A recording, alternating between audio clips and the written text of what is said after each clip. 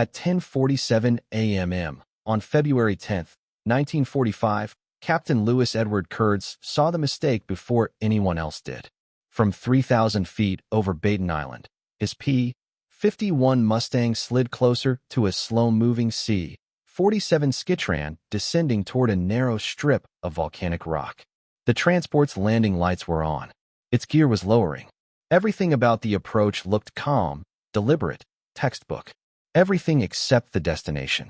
Kurtz was 25 years old, already credited with 10 confirmed aerial victories across 2 theaters of war. He had survived the Mediterranean and the Pacific. He had fought Italians, Germans, and Japanese. But nothing in his training prepared him for what he was watching now. The C-47 was lining up for the wrong airfield.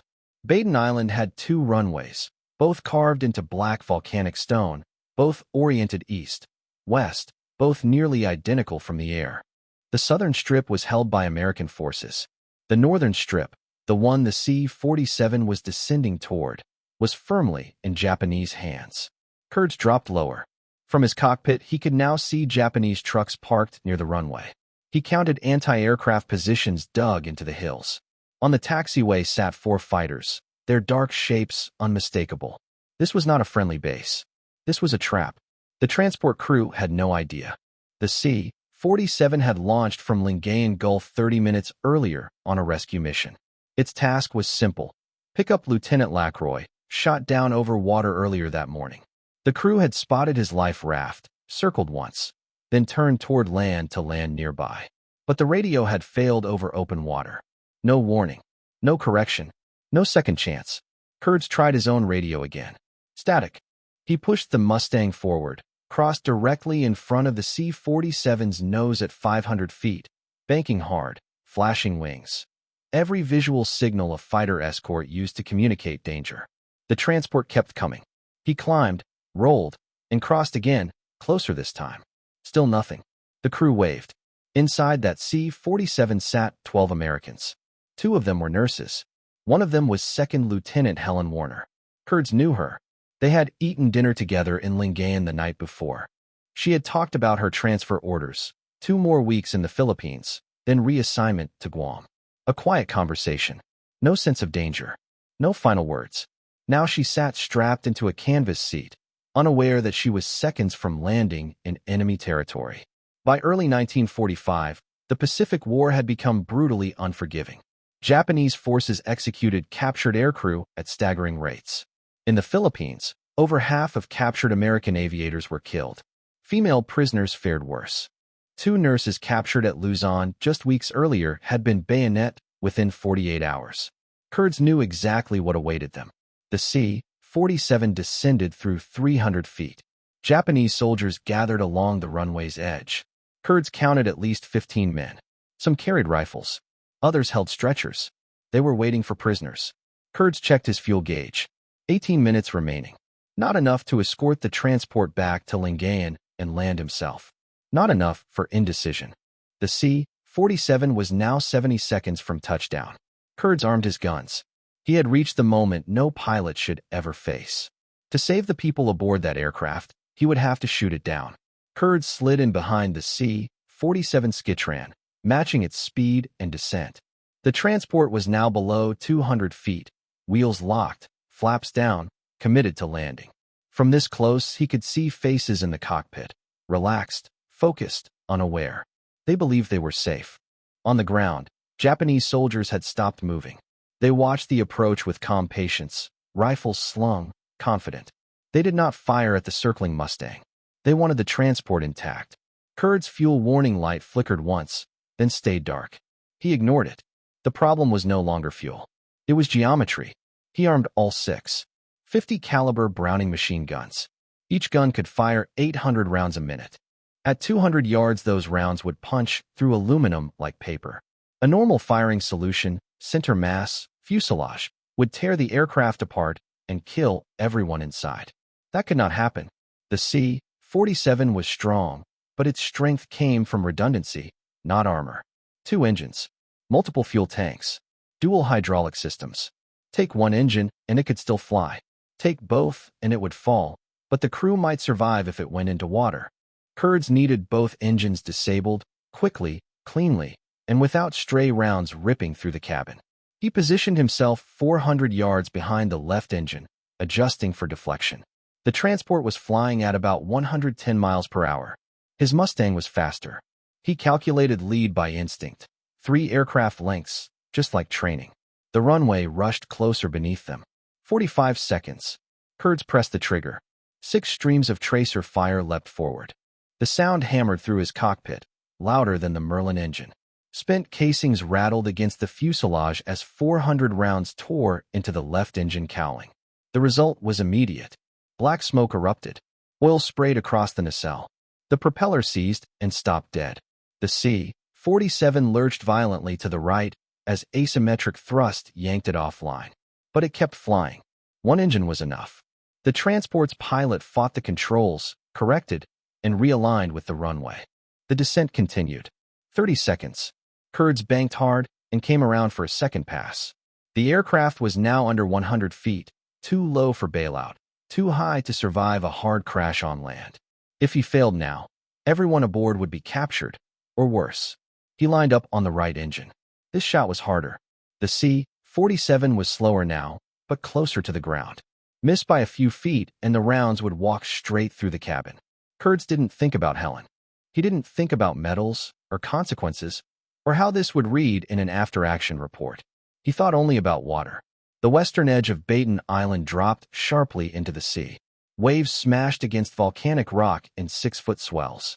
A ditching there would be violent, but it was survivable. The C-47 crossed the beach. 20 seconds. Kurds squeezed the trigger again. This time he fired longer, nearly 800 rounds converging on the right engine.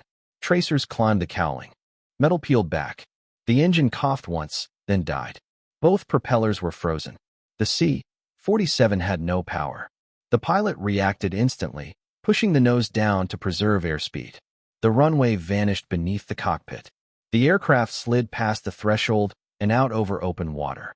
At 11:03 a.m., the Skitran hit the sea. The tail struck first, then the fuselage slammed flat. Water exploded upward. The impact was brutal but controlled. Rivets popped. Metal groaned. But the airframe held together.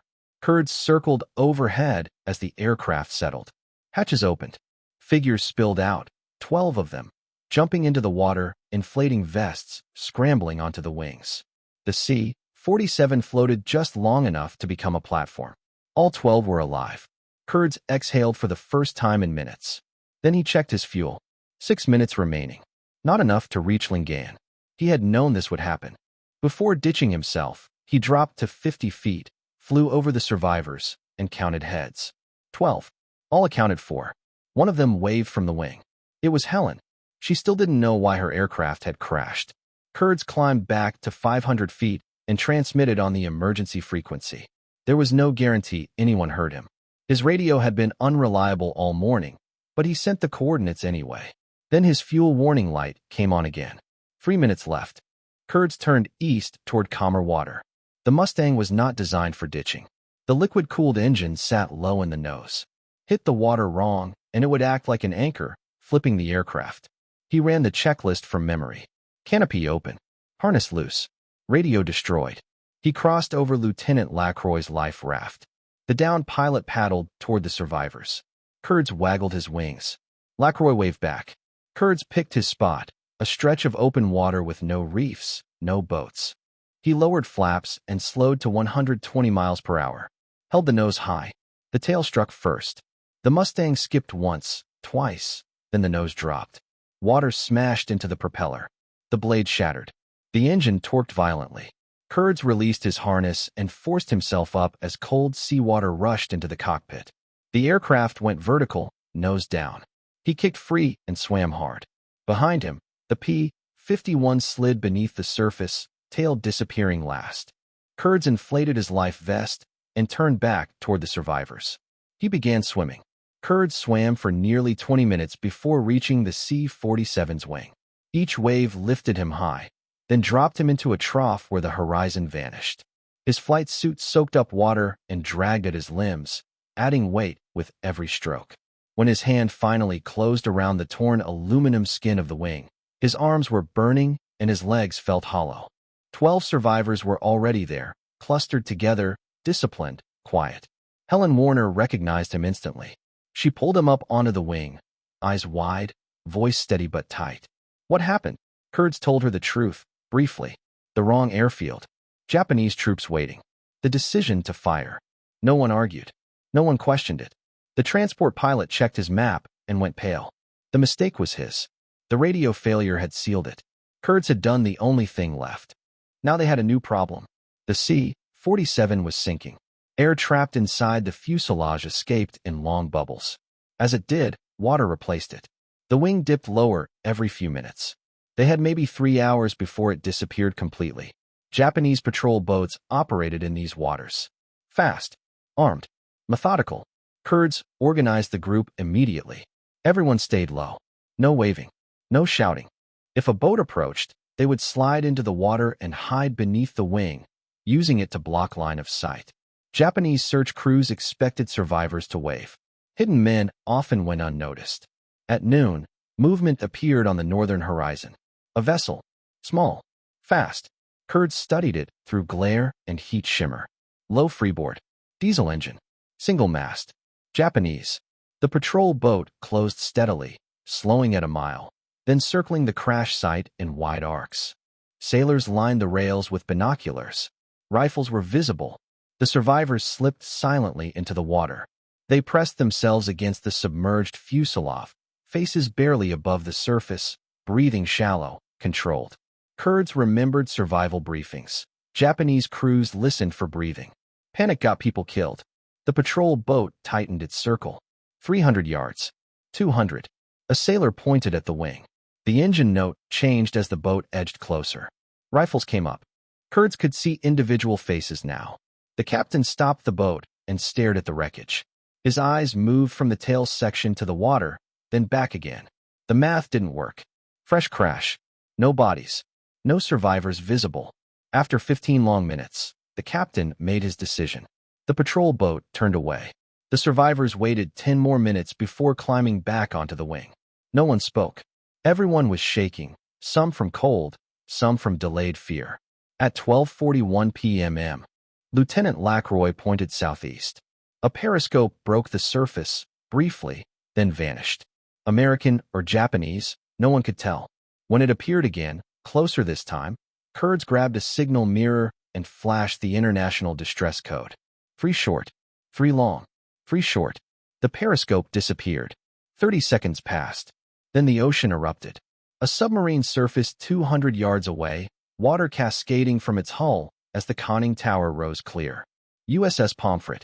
Deck crew swarmed instantly. Ropes, ladders, life rings. They had rehearsed this drill dozens of times. Speed mattered. Every minute on the surface was danger. One by one, the survivors swam to the submarine and climbed aboard.